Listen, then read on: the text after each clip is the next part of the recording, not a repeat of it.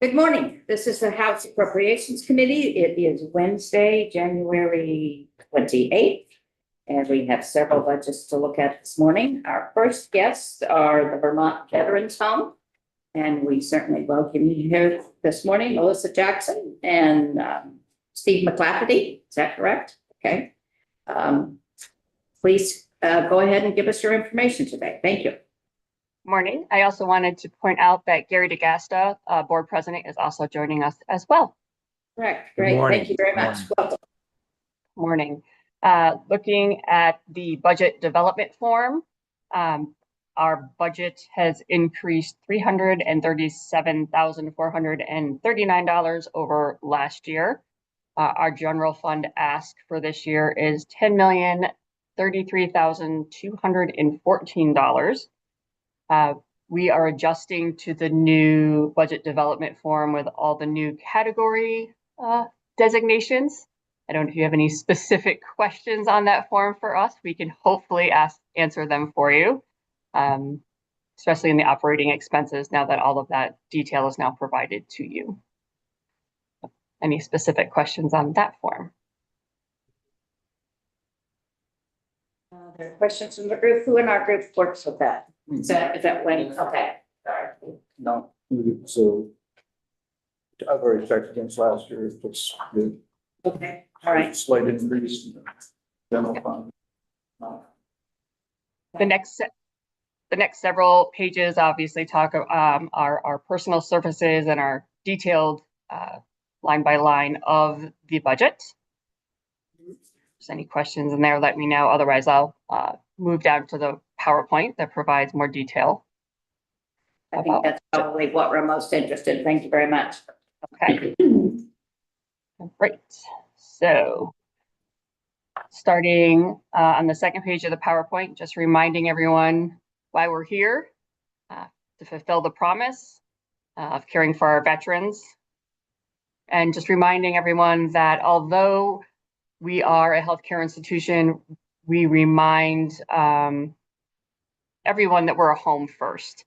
I remind our staff on a regular basis that we work in our veteran and members' homes. They do not live where we work, and we strive really hard to provide patient-centered care.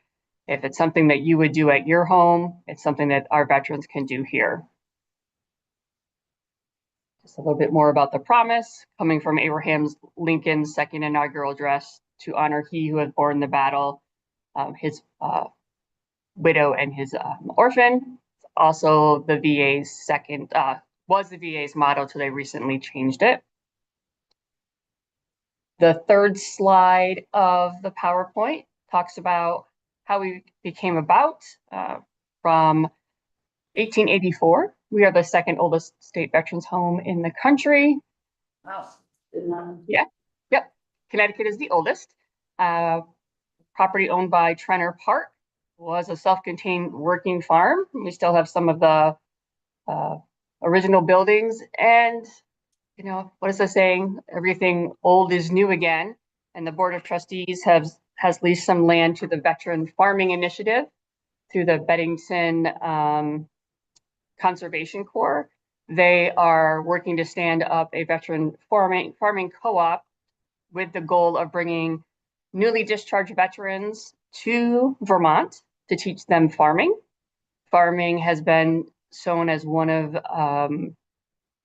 the non-pharmacological interventions for PTSD. Out west has had a great success with this program. I actually saw one of these programs in West Virginia. So not only does it help veterans with PTSD, but hopefully it'll bring younger veterans into Vermont. Be a great benefit to Bennington County. The farm is, once up and running, will provide our home produce, the high school, the hospital, as well as a community market. So we'll have some great community impact. So we're leasing the land, not running the program.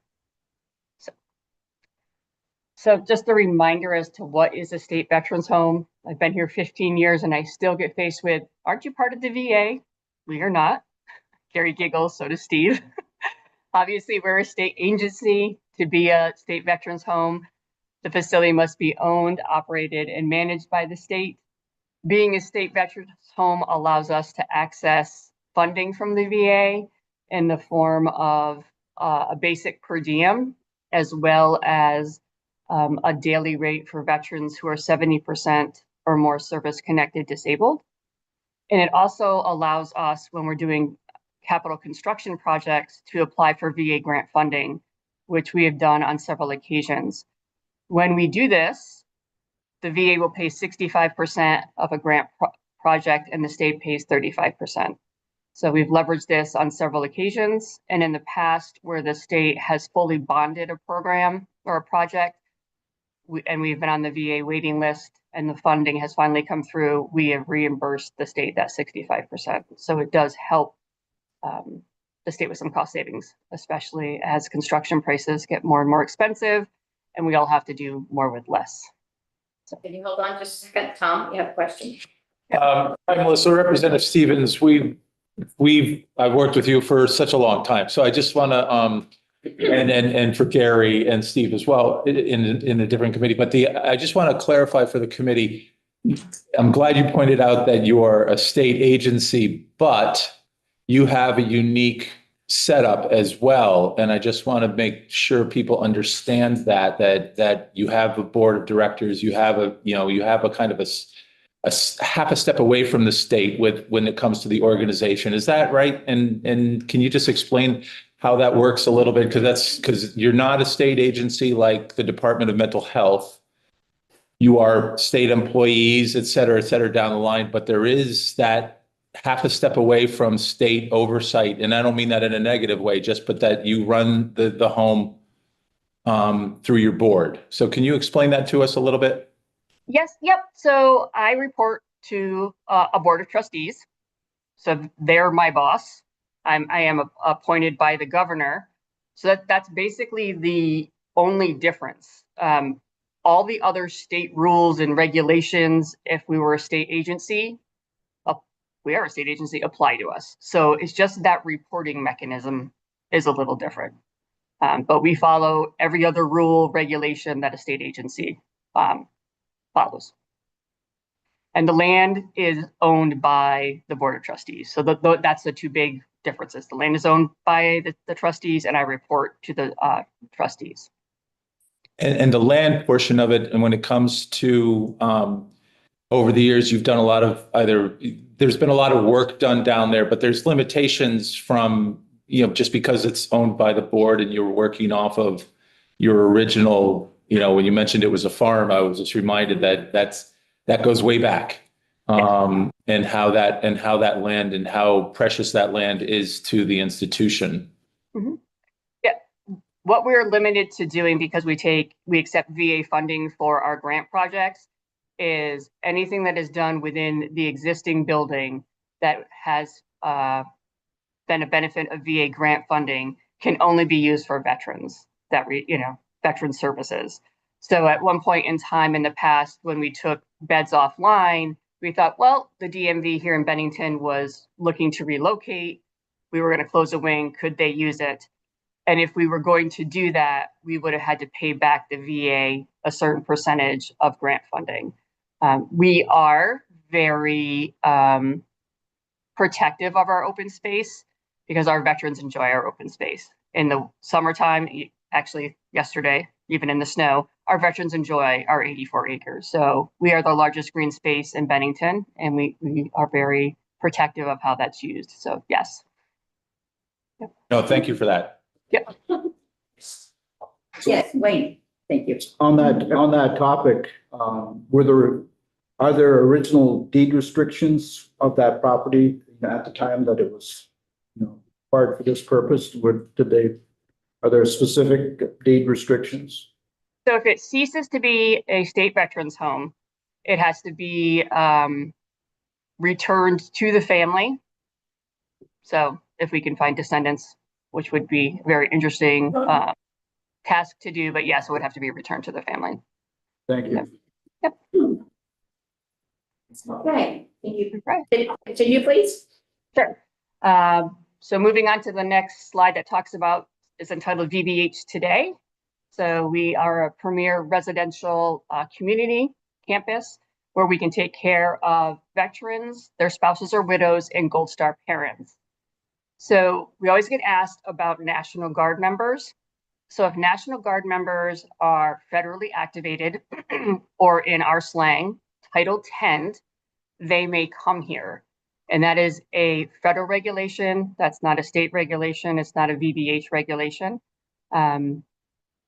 Obviously, as you know, our Vermont National Guard has served federally quite often. So most of our Vermont National Guard, if they should ever need us, are eligible.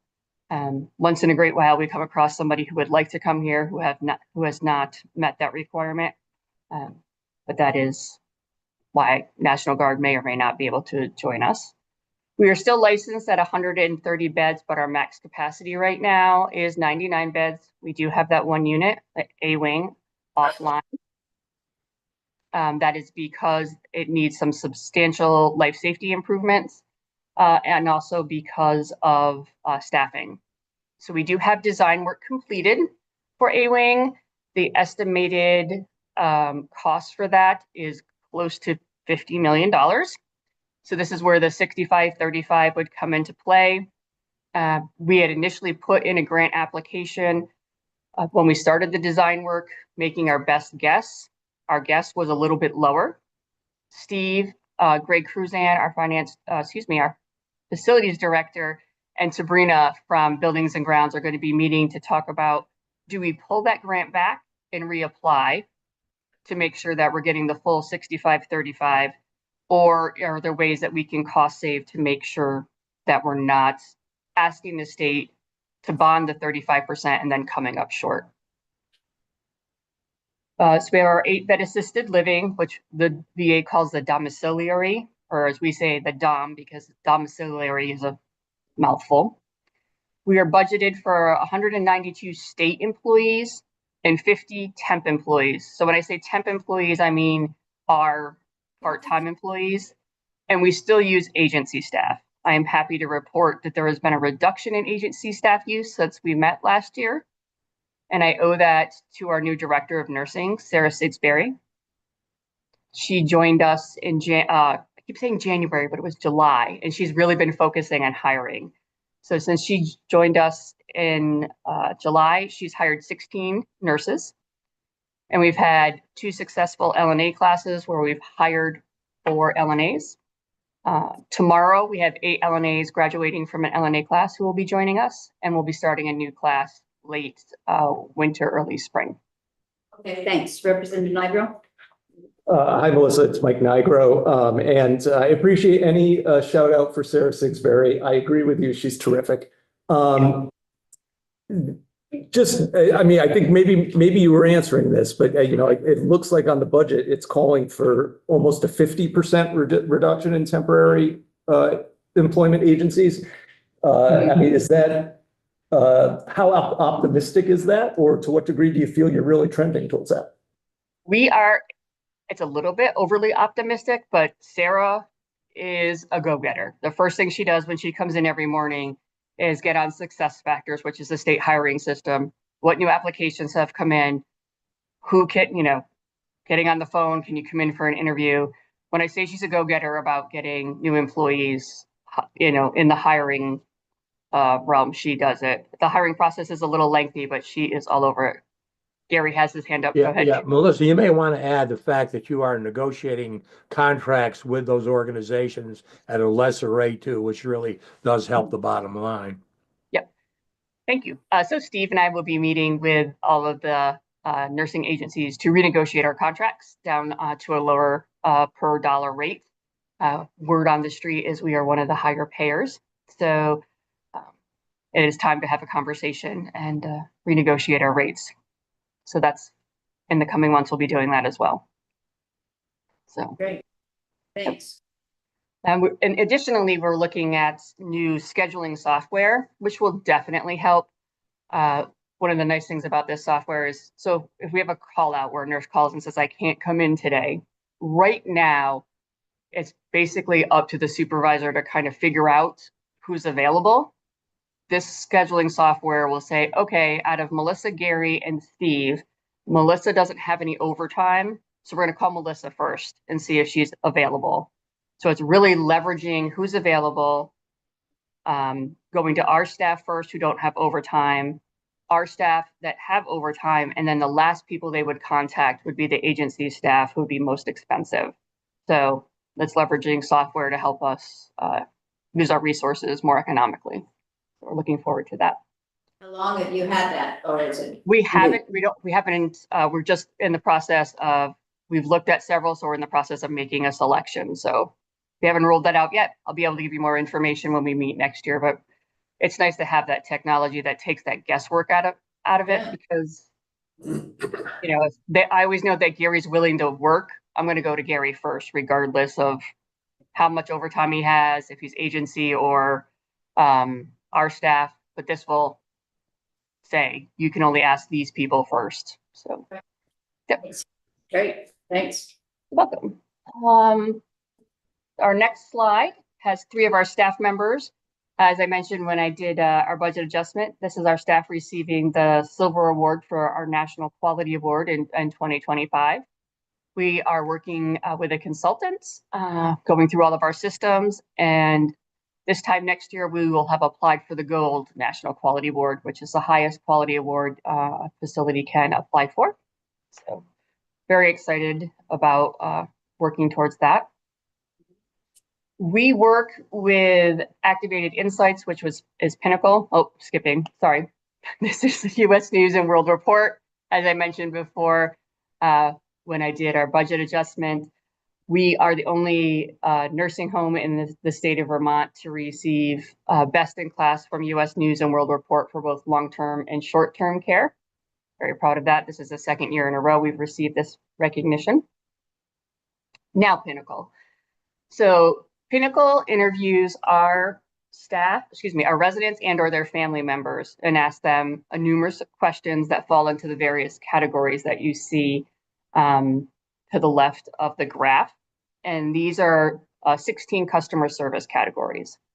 So for 2025, we received customer service awards in all of these categories, which means we are in the top 15% of all nursing homes nationwide.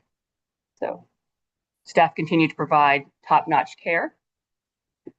And then the following page just gives you some comments. And I love the first one on the page that says, I appreciate the fact that they walk their walk and they don't even talk about it. I know they communicate and talk with each other. It just isn't about having expensive materials. It's spending time with them to make them feel they belong and matter. So I always tell people when they're doing a tour that you can walk into the nursing home down the road that looks like the Hilton or the Ritz. You know, we may not have the flashiest new furniture. We may not look like the Ritz, but what you get in return is that personalized care and that feeling of home that you're not going to get down the road. So the next couple pages, when you get a chance, are just comments right from the people who've done this survey. We received our January survey yesterday, and our average score is a 5, and the highest you can get is a 5. So very proud of my team. So we're hoping not to be back for a budget adjustment, but they're just in case. We just put this in here because of our agency staff, but we are going to work really hard not to do that. Hold on a second, we have a quick question from. Sure. Thank you. It's really encouraging that you have really achieved such high achievements for the Veterans Home. And I know that this year you came in with no adjustment to the BAA. I'm just curious on this page where it says that your increase is from current year to 27 is 1.9%. And it's related to a reduction in your agency staff. But it says you will be returning for a budget adjustment request, and that amount is currently estimated at 2.2 million. And the question I have is, that's a lot of money, and what is it that's in that shouldn't be in this budget right now? Now, this was an issue previously, and I just want to make sure that whatever it is, you plan for it early. Yes. So we initially had put this cost in our budget. Stephen, would you like to further explain this? You can. You've had lengthy conversations. Yeah, to try to simplify, as Melissa had just mentioned previously with Sarah, we, are actively, recruiting. But when we created the budget in discussion with finance and management, the decision was to remove expenses to meet the guidelines. And here, we're just hedging. We do hope that we do not have to come back for budget adjustment, but however, we may be back in there. We do not want this to be a surprise to anybody. And we were just looking at figures, and right now it's about 2.2 million. I don't know how better else to explain. I mean, there was a lot of moving parts in our budget this year and with our discussions with finance and management. Okay, follow up. Does that mean that you've taken it out of the personnel services? Taken the money out of your operating expenses, hoping that you and put it in your personnel services for the hiring. In the meantime, you're going to be short on your expenses, your regular fixed cost expenses. Is that correct? We may be, if our hiring does not come through, and we still have to maintain agency staff, then yes, we would be back for budget adjustment. I believe we've hired like 16 Yeah. employees since as compared to budget. Which helps out tremendously, which if you look at the next one, salaries and benefits, the $992 was due to those employees being hired, which means I have less vacancy savings and then more staff. And you're taking that, you're shifting that cost shift down to your expenses, so you're not funding your expenses the way you anticipate you should. We're moving, if you look at, and I have to find what page it is on the presentation. I believe it's on page 2, right after the ups and downs. There's a line item there, and within salaries and wages called vacancy turnover. This year, it was roughly 6.3 million. Next year, because of the hiring of employees, it reduced almost $1 million, but yet we picked up expenses and salaries and market factor adjustments. And then we still need agency staff because we still have around 48 open positions. And I think the other day when I looked, I think it was like 44 open, which will be on another slide. But like coming back, we reduced our temporary agencies by about 2.3 million. And again, that's in with discussions with finance and management. And we do hope that we are successful in recruiting 8 new LNAs coming out tomorrow. They will be hopefully working. They all said they're going to work second shift here, Which is our biggest use of agency staff. So that'll be a big impact. Yeah. We have a question from Representative LaRoche, please. Budget adjustment, you've come in the past, and the reason for your coming in the past for budget adjustments because your federal Medicaid money was coming in at the end, and you were having to build a budget without knowing how much that was going to be. And so after the fact, you were finding out how much that was, and we're coming in to be able to adjust it.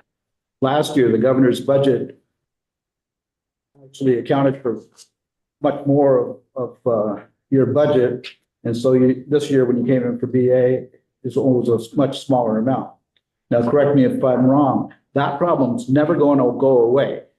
So on a year-to-year basis, we should expect you to always come in for the BAA one way or the other, because you're never going to be able to anticipate exactly what you're going to get Medicaid reimbursement. Is that correct? Correct. We make our best, Steve makes his best guess, like this budget has I know, but 3.8 it's, million. Yeah, but we have it's 3.8 impossible for it to million. be perfect. Yeah. Yeah, we have 3.8 million built in for the Medicaid settlement in this budget. So if it comes in more than that, we'll be back like we did this year to say, okay, we're going to shift money. So, okay, so has anything else changed that would result in a request for BAA in terms of operations? Because that's a slight right there. If you don't get your Medicaid, if you can't anticipate how much you're going to get from Medicaid, you can't properly build a budget. You're always going to have to adjust it at the end. But if you have other things, hiring or other kind of pressures that are outside of that, what can you, is there anything there that we need to anticipate for next year's BAA? No, This time unless if something extraordinary happens to us down here. right, unless it's an emergent, something emergent comes up. No. That's what I thought. Thanks. Yep. I mean, like Melissa said, we in discussion with finance and management, there's about $3.8 million in the 27 budget for what we feel is going to be a reasonable settlement amount for fiscal 25 received during 27. If it's higher, if it comes in higher, our cost comes in higher, we'll be back to, say, hey, we received $4.8 million instead of 3.8 and move monies over. Right. So Representative Dickinson was asking you about this 2.2 million on this page. Yep. Where did that come from? Because that's not That is something I from would expect. looking at our actual expense, and let me I'm going to refer back to you on to slide or on page 3. If you look at under the category contracted and third-party service, there is 50 account number temporary employee agencies. It's a reduction of 2.3. Again, with our discussions in finance and management and then being aggressive on our hiring, we put in what we think is a good reduction. However, we want to hedge our bet. We don't want to come back for BAA or to surprise you saying that we need $2.2 million. So the $2.2 million that you got on this other slide here, that's a reduction. That's a reduction, not an increase. But we would be coming back for budget adjustment if all of our hiring does not come through, and we still need agency staff. Okay. So basically, if all of our hiring efforts fail, we may be back asking for this budget adjustment. So we're just putting it out there so you guys were aware. So next December, you're like, well, why are you here with this number? So we probably should have worded it a little different to say, in the event our hiring efforts fail, we may be back with a budget adjustment request up to this amount. That's a clarification here. Thank Okay. you. Yes. And we are squeezing here on time. We can probably take another 10 minutes and squeeze our next one. Best. John, Representative Kaczynski, do you have a question? Yes, good morning. Thanks for joining us here today and looking ahead the best we can here with that. So the 2.2 million, is that tied into the 40 openings you have? Is that correct? It's not a one I just for want to make one. sure I'm clear Yeah, about that. it's not, so it's not a 1-for-1. So it's not like Right. we have one, so it's not one VVH staff member to one agency staff member. Because a few slides down, the cost of a agency staff member is substantially more than a state employee. So it behooves us to do our own staffing. Okay, thanks. Let's go on further. Okay. So after that, there's a slide that shows that 72.9% of our budget is basically fixed costs, and we have minimal control over about 27% of our expenses, which is food, other operating costs. Although if you've gone shopping, you know, food costs are all over the place these days. Representative Giacomini has a question. Excuse me. Yes, thank you. And you may need to get back to me on some of these. Could you share with us what your current Medicaid reimbursement rate is per day? It's $475 per day. That's our interim rate. Yeah, that's your rate. And can you tell me what your case mix score is? That I'll have to get back to you on. Pardon? I'll have to get back to you on that. Yeah, that would be fine. Yep. Can you tell me what your nursing hours per day are? If you could get back to me on that. Mhm. And do you have on-staff physical therapists? Yeah, we contract out. You contract out, okay. Thank you. And you can just email that to me and I'll share it with the committee. Thank you so much. Yep. Great. Writing myself a note. There was a slide that talks about our salaries and benefits history in the past that's been asked for by the committee. So we put that in there in case it was asked for again. And then we have our general fund request history. And obviously from 25 to 26 is the big difference because of 26 being the first year where we really built in the anticipated Medicaid settlement. So that's why there's the stark difference. So from 26 on, you should see a fairly consistent trending. The next slide talks about our key budget factors, how each of the major spending is. Obviously, 64.2% of our budget is salaries and benefits, almost 20.1 million. Our state allocations are at 3.5% at 1.1 million. 3.2% is our utilities at 1 million, and then 2% is our bed tax. So we have 32% of our budget being our general funds, and then 67% being from Medicare, Medicaid, private funds, and VA funding. So we have the two forms of funding from the VA, our basic per diem, which is for all veterans who are not 70% or more service-connected disabled, which is the $146.98. And then our DOM residents get $63.26 per day. And then the remainder of those residents' costs are Medicare, Medicaid, private pay, long-term care insurance. And our DOM residents are paid via private funds. Full cost of care for our veterans who are 70% or more service connected is $567 per day. And this is an all-inclusive rate. One of the big factors on this rate is the cost of medications, especially your oral chemotherapy medications. If you are a private for-profit nursing home and have a contract with the VA, they do a carve out for these medications. So any medication that is 8.5% of the daily cost of care, private nursing homes are paid for those medications. I am part of the National Association of State Veterans Homes. We are doing, we have legislation in process at the national level to receive the same reimbursement. Representative Congresswoman Balint has signed on to that legislation. So we are pushing for that because these medications can be upwards of $40,000 or $50,000 a month. We've denied people admission for that medication, but if you have a veteran who is already here and they go on that medication, you can't pick them out for that. And that can be really detrimental.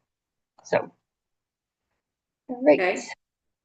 The next slide, let's just let you know that we're receiving $8.6 million in revenue from the VA this for FY27. We are basing our budget on an average daily census of 90 with a private rate of $345 a day for a private room, semi-private $325. Our board meeting is February 11th, and these private room rates, we're going to be making recommendations for them to go up slightly, but it will only have a minimal impact on our budget. There's our Medicaid rate, interim rate of $475, and the other rates that I just talked about. Just really quickly, our average rate age is 81, youngest vet is 55, oldest is 98. We have 80 males, 18 females, 83 veterans, including 3 females. We represent all branches of the service except the Space Force. We still have 1 World War II veteran with us, and we continue to have higher acuity needs, obviously PTSD, mental health. I am happy to continue to report that we do not have anyone on continuous one-on-one, but it's intermittent one-on-one as behaviors require. So our financial challenges continue to be meeting our financial goals, agency staff use, our open positions. And one of the other things we're watching from the Veterans Administration is they're attempting to do a lot of cost shifting for things that the VA should be paying for. They suddenly want state veterans homes to pay for, custom wheelchairs, custom durable medical equipment. This is another topic that the National Associations of State Veterans Homes is trying to address on a national level. Veterans shouldn't be losing their benefits because they're coming to reside with us. The staffing challenge slide gives you the cost difference between using agency staff and our staff, that's been asked for in the past. We've talked about budget challenges. Really quickly, I'll talk to you about what we're doing to reduce expenses, ensuring costs are in line with our census. We've eliminated our podiatry contract. Our podiatrist was just coming here, I don't want to say just, but was coming here to trim toenails. So our advanced practice nurse practitioner, as well as our wound care nurse, can do that. That is being done here. Steve and I and our director of nursing will be meeting with Doug Pine to talk about the possibility of bringing a lot of our contracted providers in as either temporary or full-time state employees. To see if it's cheaper to have them as a temporary staff by contracted in an attempt to save money. And then we talked about our LNA class. We do have a waiting list. And we were close to 90 the other day, and within 24 hours, we had 4 deaths. So it's a push me, pull you with admissions. So, and then I have some of our community events there. Thank you very much for this presentation. We will review the following slides, but I think discussion of the budget certainly was very informative and very helpful. And no doubt some committee members will have some additional questions, so we'll get to you on that. But we appreciate your being here today and these very thorough materials. Thank you for your time. Thank you very much. We will be in touch as necessary. Thank you. Thank you. Bye-bye. Bye-bye. And Commissioner Pichak, or Treasurer Pichak, I'm sorry, we ran a little late on that one, but we would welcome you to come take a seat, please. Madam Vice Chair, it's good to be with the committee this morning. Thanks for having me. Hope everybody's doing well and made it safely to Montpelier today. Roads were still a bit messy from here. Yeah, we heard. Yeah, but the Patriots won, so. Patriots won, so I was made for a much happier couple of weeks. Game. Yeah. Yeah, I don't know who was snowing harder there or here, but. Well, I appreciate everybody's time. We have a presentation that we sent along. We'll send along also our ups and downs today, so you can get a line by line of sort of how things are changing in our budget. But I did provide just sort of a broad overview on the first page of the slide deck that shows the overall increase that we're seeing on our budget, which you'll get in 1 second. But in total, our budget's 9 million. The governor's recommended budget is $9,343,823. So that represents about a 5.7% increase over last year's budget. That total increase is about $500,000. And then you'll see the breakdown there of where are things increasing within our budget. About 4%, 4.4% in the general fund, 9.4% in retirement, 11.5% unclaimed property. And then we have this interdepartmental transfer fund that is down. And largely it's down because we had one-time funding for our Vermont Saves program that was provided by the legislature and the committee a few years ago of $750,000. And in this fiscal year that we're currently in, we will have exhausted that one-time appropriation. And we have a little bit about that later in the presentation, but you'll see that's explaining why that's a negative number. We'll talk about Vermont Saves here in just a minute. But that's sort of the overall in terms of sort of how things are moving. I'll just note that probably like a lot of the budgets you're seeing, the drivers of all of these numbers, are things like COLAs, the step increases that are in the contract, health insurance is another driver, things like increases in internal services costs, insurance that's separate from health insurance, other types of insurance, workers' compensation and the like, and then pension and retirement increases as well. So a lot of those cost pressures that you're seeing across the board. But we were happy that, at least as it relates to the general fund, we're able to keep that number relatively low and tried to keep things tight, throughout the budget overall. On the next page, I wanted to talk about something that's not directly in our budget, but it is something that will show up on the ups and downs, which is the ADAC, the actuarially determined employer contribution. So this is the amount that the state of Vermont puts into the basically four systems: the teachers' pensions, the state employees' pensions, the teachers' OPEB, their health insurance, and the state employees' OPEB, their health insurance. And just to start here, which is sort of how is the system doing, the systems are continuing to make progress. Just about 5 or 6 years ago, we were in this situation where we had that really dramatic downturn in 2008, when the markets were, severely impacted from the Great Recession.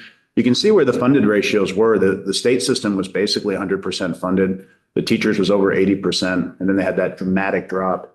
And then we had this decade where things were going down, even though we were fully funding the pension systems.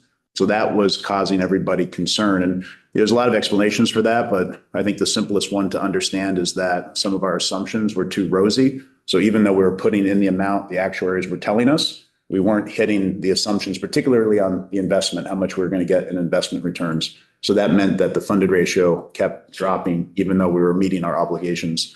So in 2000 and then onward, there are a number of pretty significant changes that happened with the system. One was that the assumption around investment returns dropped. We lowered it under Beth Pierce, which was a good decision by the VPIC or by the retirement boards, but down to 7%. I think that's a much more likely and reasonable number. And we've been hitting that number the last 5 or 6 years. But then there are also the significant pension reforms that occurred as well that put more money into the system. The state put more one-time money. Individuals that contributed more in terms of their paycheck, all the people that are in the system. And then the state on top of that has the ADEC plus payments, the $15 million into both systems. So we calculated last year, sort of what does this mean, all of this extra money that we're putting in upfront? And we determined it's just under $6 billion in taxpayer savings over the life of these two pension systems until they get to fully funded. The pensions in 2038 and the OPEBs in 2048.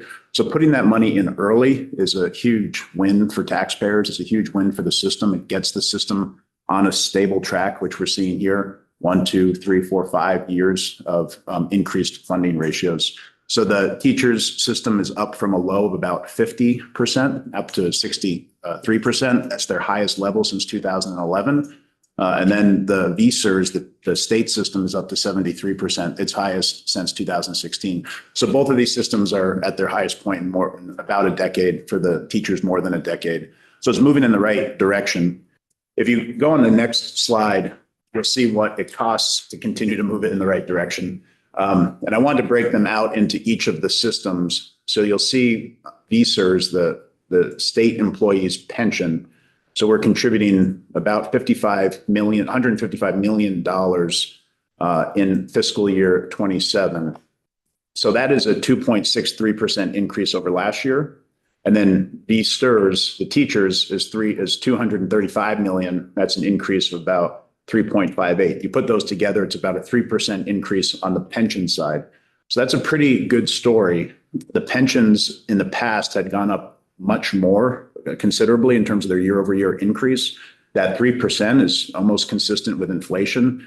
When we look at the pension system, which is set to be fully funded by 2038, the years that are in front of us, we are projected, now everything can change, but the projection is that, that it'll continue to go up, but from an inflationary standpoint and a budgetary pressure standpoint, it will actually get easier to make those payments because they won't be rising as quickly as they had in the past.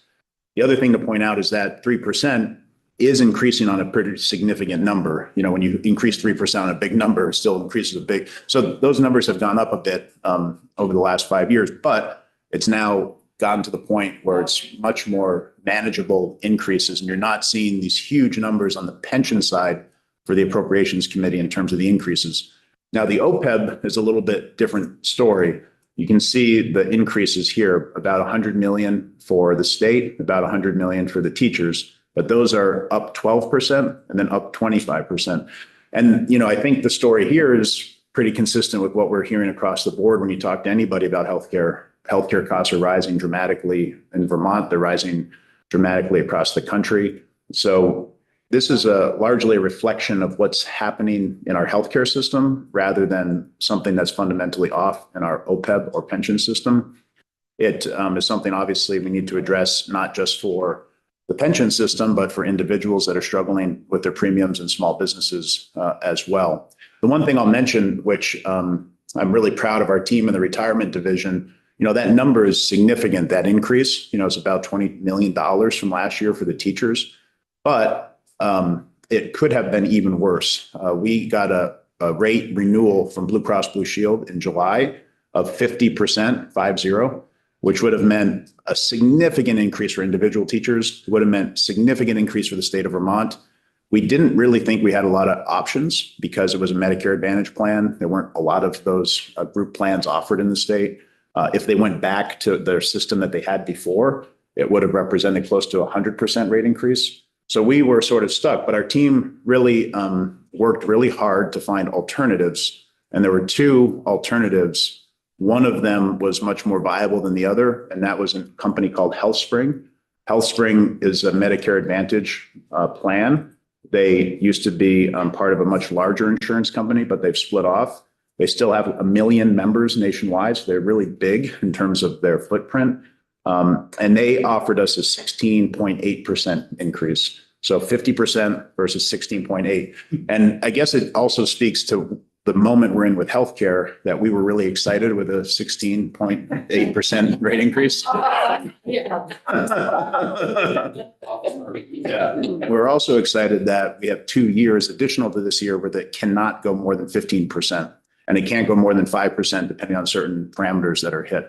So we locked in with HealthSpring for 3 years, and we feel good about that. And had we gone the other way, which we thought was our only option, had our retirement team not worked really hard to find another option, do the due diligence, do the contracting, they really had to work overtime on this. It would have been an additional $22 million in the Beasters ADEC. So that $100 million number would have been $122 million. That would have been significant pressure on the budget.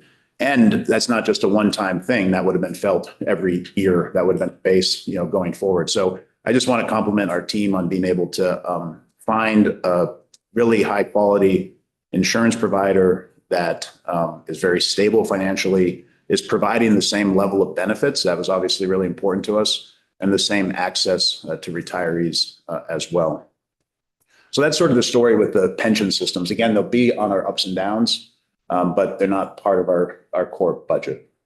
Yes. Yeah, I just want to ask you when you look at the cost of the OPEB Yeah, and health insurance in general, state employees are self-insured. yeah. Teachers are not. Does that have an impact, or where does that happen? Well, so just to break it out just a bit, the current state employees and the current teachers are both self-insured. The current teachers are with BHI. Yeah. That is its own sort of, it exists to provide health insurance to teachers. It's actually a regulated entity. DFR regulates it. And then the state of Vermont has its own self-insured plan administered through Blue Cross Blue Shield. We go through Medicare Advantage for the teachers. The state of Vermont goes through, the state of Vermont contracts handled by HR. I actually don't, I think, thought they were self. yeah, they might also be self-insured for retarees, but administered through Blue Cross Blue Shield. So, Representative Kaczynski, question. That's okay, go ahead, finish. so, so does it make a difference? I mean, I think at the end of the day, when we're talking about like this bucket of like financing healthcare and then what the underlying cost of healthcare is, you can make some difference over here on the financing healthcare when you're talking about like leverage and size. That's what we got with HealthSpring. We had a much larger insurer that has a better rating with CMS, so they get better reimbursement from the federal government. They have some leverage and some scale that they're able to bring to us. But that's kind of around the edges, right? Like it's really this cost of care thing that fundamentally is going to drive, the outcomes that you're going to have in terms of costs. So you may not even know anything about this looking ahead too far here, but being locked in for 3 years is a good thing. Yeah, we're happy with that. Lower double digit. You can call it that. Do you anticipate that jumping up to a higher percentage After 3 years? I think, It may not. yeah, it's hard to, That's okay. I mean, it's certainly possible, right? Because, just the way that healthcare is going, at the end of the 3 years, again, will be sort of a competitive process. We don't, one of the reasons we didn't want to change from Blue Cross Blue Shield is that many of these teachers have been with Blue Cross their entire lives, and even if they hadn't been, if they just been with Blue Cross for 10 years or 5 years, changing health insurance companies brings a lot of concern. Like not only did we have to work a lot on finding the new health insurer, doing due diligence on them, getting a contract in place, working with UVM and Dartmouth and other hospital systems to make sure they had appropriate contracts with HealthSpring. Like there was a lot of work on that. But we also had to do a lot of work with the teachers to give them information about this, to answer their questions. There were things that came up that we couldn't anticipate. So there's a huge time cost of switching carriers. So our preference would be to, at the end of the 3 years, not have to be out for a competitive bid and trying to get another contract that was reasonable. But you have to keep that in your back pocket because, That's kind of why I'm asking. Yeah. Yeah. So, I mean, we showed that at the end of the day, we will move if we have to. But it's not the preferred route. Yeah. Stevens? So with all this work, it's different than what you did with DFR 10, 12 years ago. But when you keep saying that this is just the way health insurance is, I think we're all, for a very long time, been dissatisfied with the way that health insurance is. So when you go hunting for the new service providers, the new, the personal cost, especially to retirees, but as we get older, I don't want to work as hard, like knowing what the ins and outs are. So, I mean, I know plenty of constituents who said, well, my Medicare Advantage program is being canceled. Right. What do I do? And I'm like, Yeah, I feel like 50,000 people probably had their. 50,000 people, and again, with everything else that's gone on in the last year, it's chaos, right? And this is chaos that's related to health insurance. Does your office now break down? We were on a road, we passed legislation, we were on the road. I think DFR was a major player in helping shape a move towards a universal healthcare system that was discarded because we're not a country, so we can't print money. Really what it came down to. But I keep hearing, well, we have to, the middlemen are pharmacy benefit managers, there's insurance companies, there's this, there's that. When you go looking for something, do you break down what those costs actually are? I mean, I don't think we can just take them out of an equation and say, well, healthcare would only cost this much, right? If we didn't have a pharmacy benefit manager, because there's something has to bounce back in order to make it so. I'm just curious, is the Treasury involved at all in just at least understanding where the expenses are coming from? Because the amount of money that it's gone up in the amount of money that insurance has cost, remind whatever the costs of actual healthcare are, insurance costs have been astronomical. Yeah, no doubt.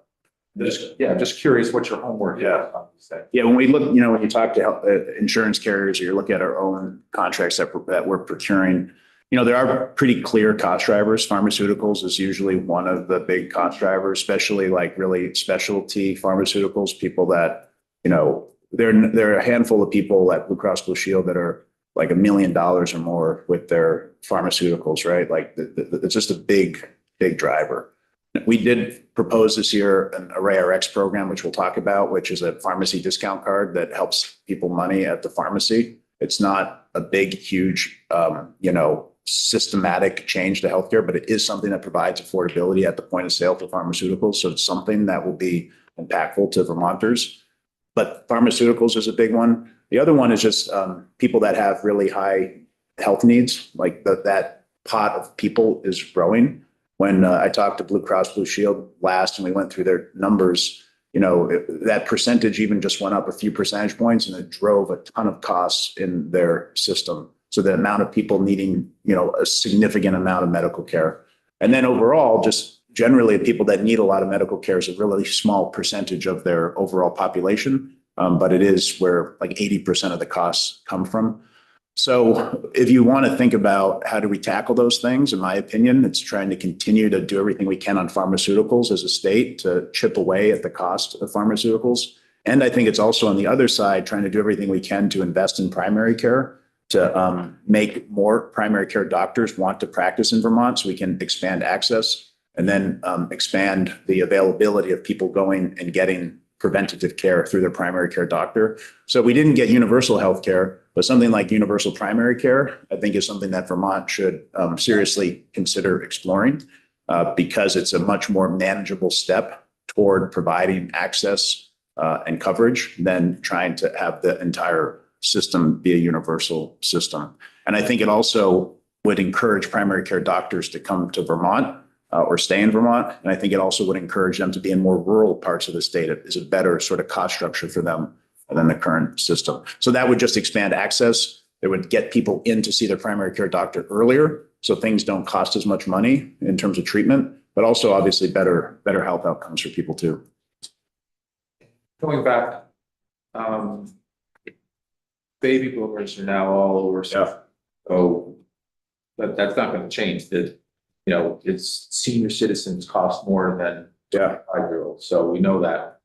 But the question I had about the investments into the system, you showed a very, if we were putting in just enough money that the actuary said it, but that rate went, the percentage rate went down.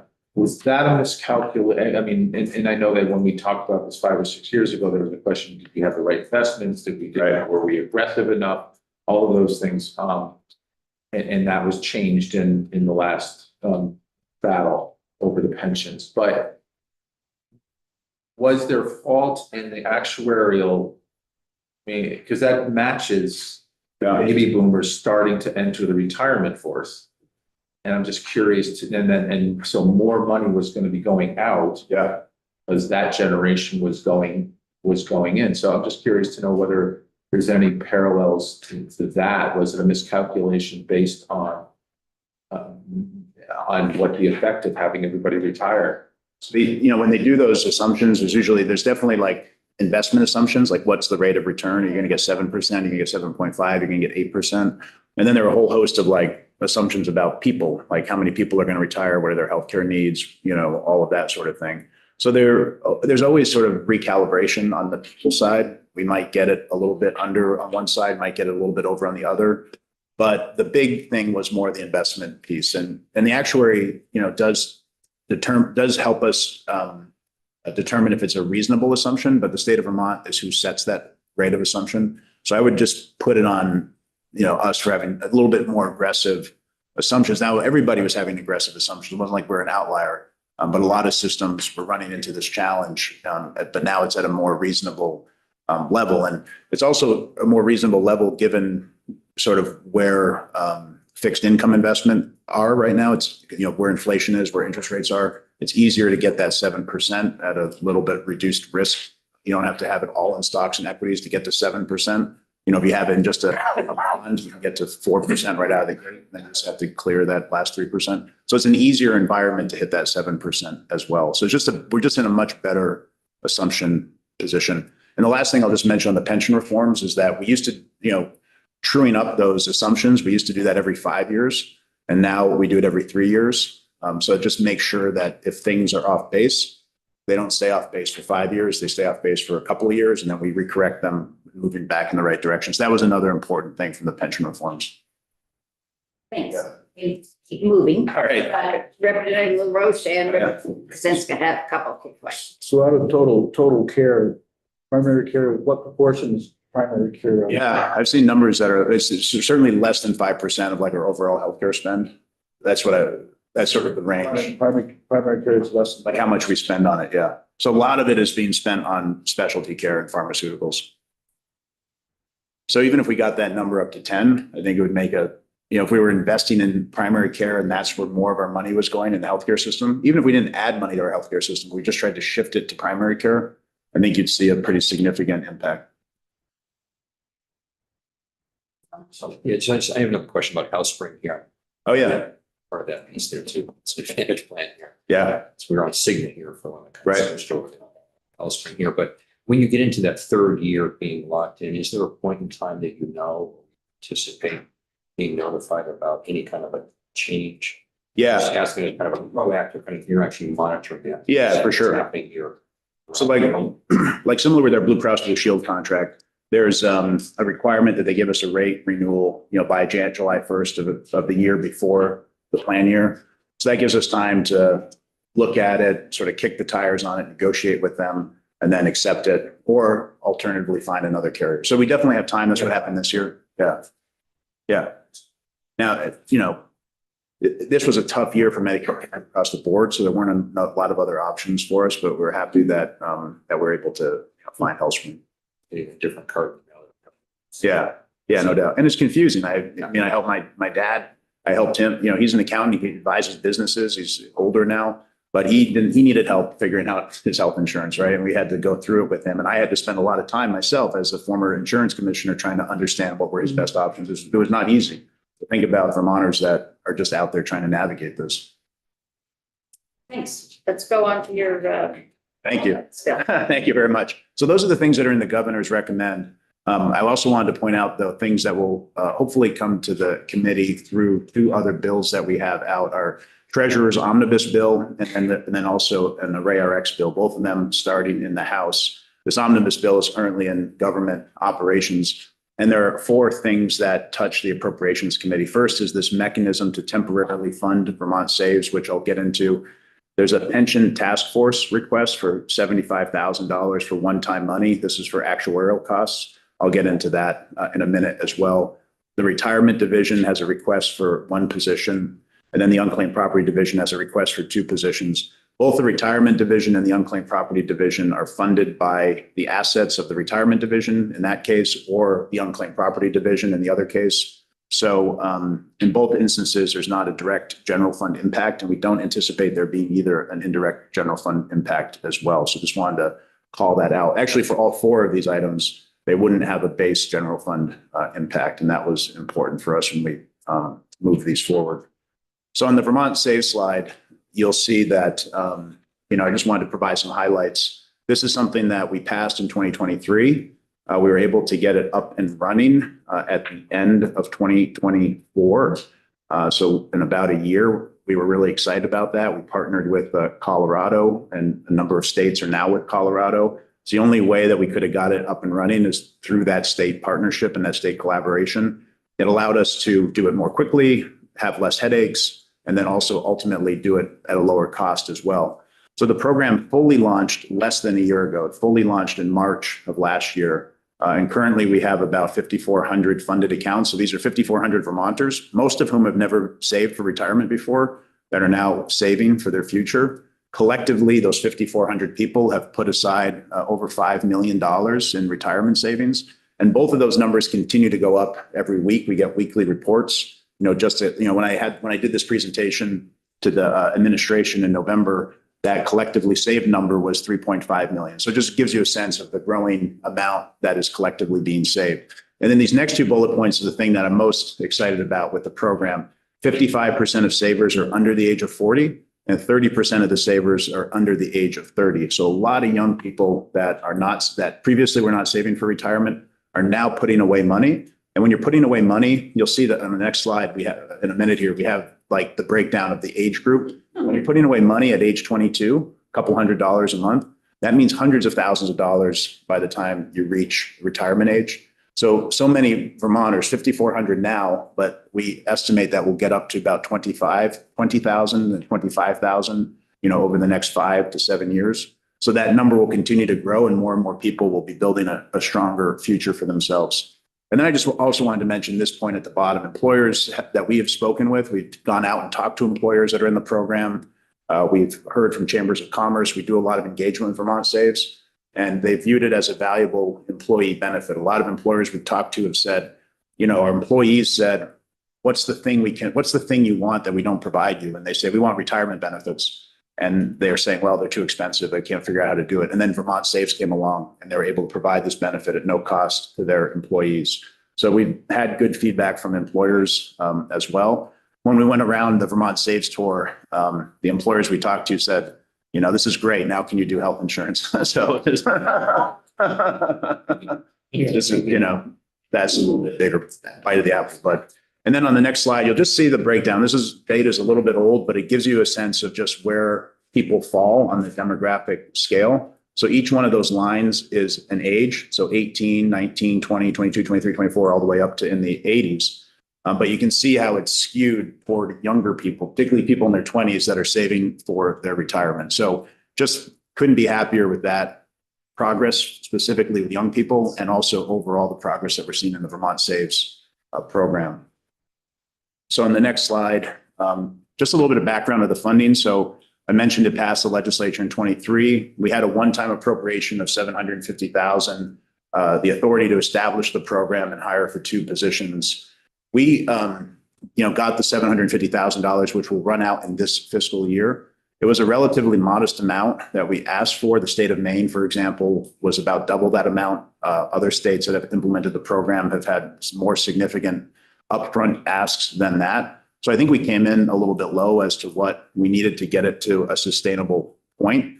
And I think that is emphasized on that last bullet there. A one-time appropriation exhausted in 26. There's about $300,000 in program expenses. And this year we'll have about $57,000 in expected fee revenue, leaving a gap of about $242,000. And if you go to the next page, it just shows sort of how that will play out over time based on our projections. So our revenue will continue to go up as basically 2 important things happen. One is that the number of accounts we have here in Vermont continue to go up. So I mentioned we have 5,400. We expect in 5 years, through a number of different things we're rolling out, that they'll get to 20,000. So we have an account-based fee, and then there's also an asset under management fee. So as the accounts get more, we bring in more revenue. As the money that is in that, as that 5 million becomes 10 million, becomes 20 million, becomes 40 million, that will increase the revenue into the program. But then this partnership with Colorado, another important thing happens over time is right now we're sharing that fee revenue with our vendor, Vestwell. But as the number of accounts grows with all of those states, the portion of the fee revenue that comes to us will grow, both on the account side and on the asset side. So there are a number of ways that the revenue is going to increase over the next 5 to 7 years. And then also our expenses will increase as well. But when we net that out, you can see that our expectation is that that gap will continue to shrink until it is pretty minimal, and then it's in the green and self-sustaining.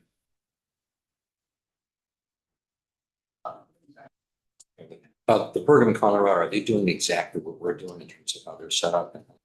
They have they're a bigger state here, but they have relatively comparable. Yeah, exactly right. Categories. We liked Colorado. Yeah, exactly right. Yeah, other states are seeing younger people too. I think like Colorado as a partner because, they're a bigger state, they have a bigger economy, but they also have some similarities. They have the hospitality and skiing and tourism-based economy. They also figured out how to handle all the cannabis-related businesses, and that was something that we were able to take advantage of in terms of how they could get onboarded. So we liked them as a demographic model for us, but also just as an overall partner. So we have a proposal that's in the omnibus bill to cover those temporary shortages. If you add it all up, it's about $700,000 that we would need over those 6 years or so. And right now, our unclaimed property fund transfers about $150,000 on average, right around there. The number keeps growing to something called the Higher Education Trust Fund on an annual basis. So we calculate claims that are over 10 years old that are under $100, and we calculate what that is, and we send that money to the Higher Education Trust Fund. People always have the right to claim that property, but it's just a calculation that we do to support the Higher Education Trust Fund. The Higher Education Trust Fund this past year had a pretty significant windfall. You know, this is a fund that has existed for 25 years. And for 25 years, it had contributions from the estate tax. It had relatively minor contributions from unclaimed property. And it grew to about $30 million over those 25 years. And then overnight, from one really significant windfall from the estate tax last year, it doubled in size to $60,000. So it is sitting really pretty in terms of its, in terms of its assets that it has. So we think this was from a policy standpoint, a good way to divert this money temporarily to support another program, Vermont Saves. Although it won't divert all of the money, they'll still continue to get some money. And then it will all go back to them once Vermont Saves is fully established and on its feet and sustainable. So the Higher Education Trust Fund is just in such a good financial position that they won't really miss this relatively small amount of money for those 6 years. Wayne? The Higher Education Trust Fund is being claimed by everybody, It's a whether they run out of money. Did you say 150,000 or 150? Oh, right now? About 100. Unclaimed when it goes in. Yeah. So right now, the last year, I think it was like 100 and it was like around 150 or 160,000 went into. Okay, so every year, roughly 150,000 And the number's been growing. going. So like if you looked 5 years ago, it was probably only like 80,000, but the number's been going up. Okay. You have two positions for the unclaimed property. My understanding is that is a potential fraud issue. I think we had a couple of positions last year for this as well. Yeah, we did. How does the net and the gross come out? Yeah. For all this? So we asked for 2 positions last year. We didn't get those positions. So for the unclaimed property positions, what we're hoping to hire those for, if you look at our numbers, the claims numbers last year or 2 years ago was about 18,000 claims. This past year is about 31,000 claims. So we have this dramatic increase in claims. The amount of money we're paying back to Vermonters has equally gone up. And the amount of money we're getting from businesses to us has also gone up. So everything is just more of everything. The general fund transfer is going up. Like it's just more. So our team just needs more resources to be able to do the normal work that comes with the increased claims, the increased volume. But putting that to the side, there's also this increased fraud risk that almost any government agency that is handling money and making payments to the public is dealing with. When you have that increased volume in claims, it's harder for our team to spend the necessary time on the claims that they really want to focus on to make sure we're paying the right person. So we worry about that. And then we also worry about all the businesses, particularly the national businesses. Are they turning over all the money to us that they should be turning over to us? And we just have really limited bandwidth to go and do those kind of, investigations or audits. So if we had more capacity, not only would we be continuing to sort of handle this increased workload, but we'd feel better about the fraud prevention. And we think we'd also have the ability to shake the tree a little bit and get even more money into the unclaimed property system by making sure these businesses are turning over to us what they're supposed to.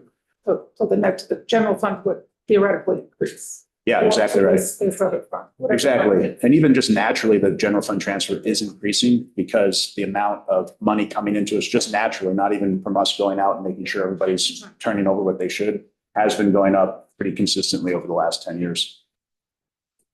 Okay, you explained 3 slides that were ahead, which is good. Maybe we can skip a little bit. Because we are getting close on time. There's an amortization. Yes. Course. Would you explain that one, please? Yes, of course. So this is the $25,000 I mentioned, sorry, the $75,000 I mentioned for actuarial services.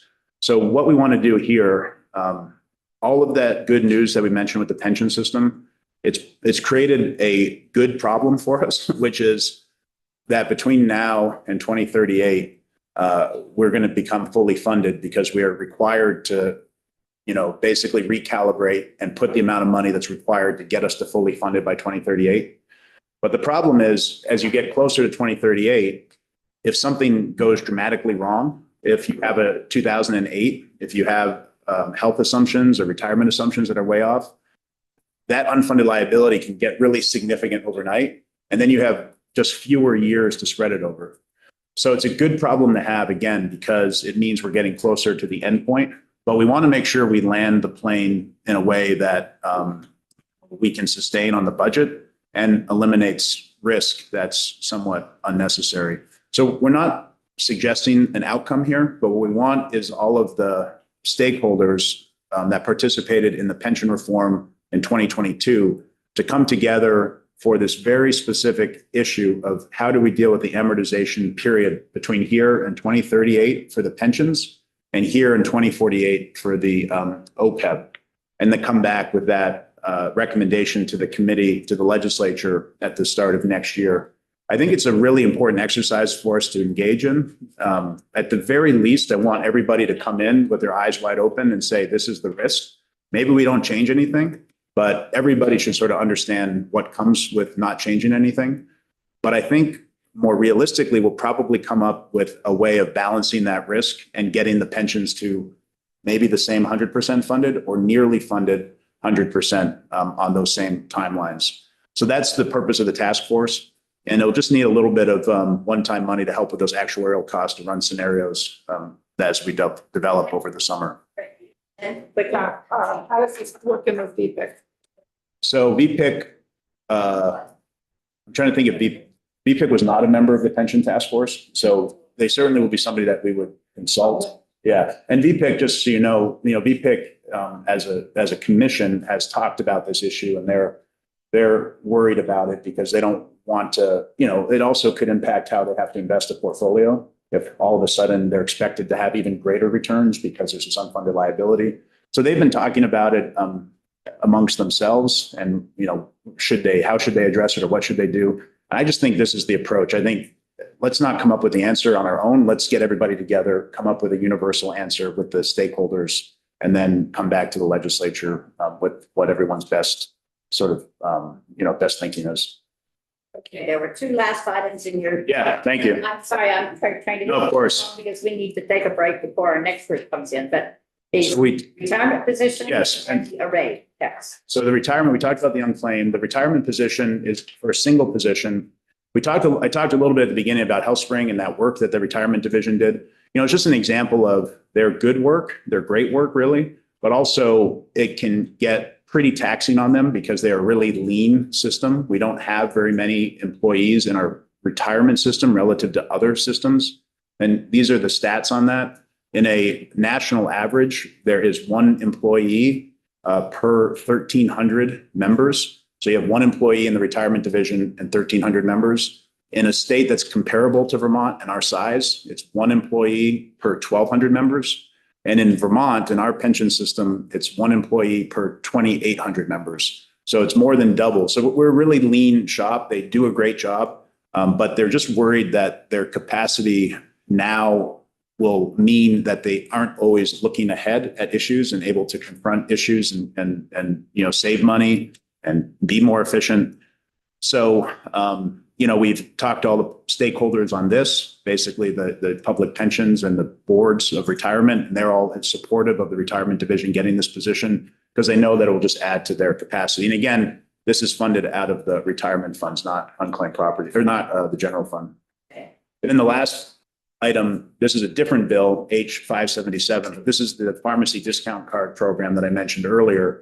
So this card has been implemented between Washington and Oregon. They were the first two states to come up with this program. Now Nevada and Arizona and Connecticut are all part of this state collaborative. It's no cost to Vermonters. There's no cost to the state to join. There will be a cost in the future for other states to join, but Vermont, because we've been talking to this collaborative, they're going to not impose that on us. That's a new fee that will be paid by others if we go forward. But the benefit is, you'll see the discount card program saves about 80% on generic drugs and 20% on name brand drugs. In Connecticut, an average person that's using this card is saving about $200 per month on their pharmacy needs. So, not insignificant. So it's a pretty significant savings at a really basically insignificant cost. What we're asking for is one-time general fund money of $50,000 to help with the initial outreach and marketing of the program. So the program is as successful as the number of people that sign up. We don't, unlike Vermont Saves, where we need to get a critical mass to get sustainable, this doesn't require that. It's just the more people that are in, the more people that benefit. So if we can even get 5,000 Vermonters, on this discount card and they use it regularly, it'd be millions of dollars of savings for them on their pharmacy needs. And that's sort of the last item on our agenda.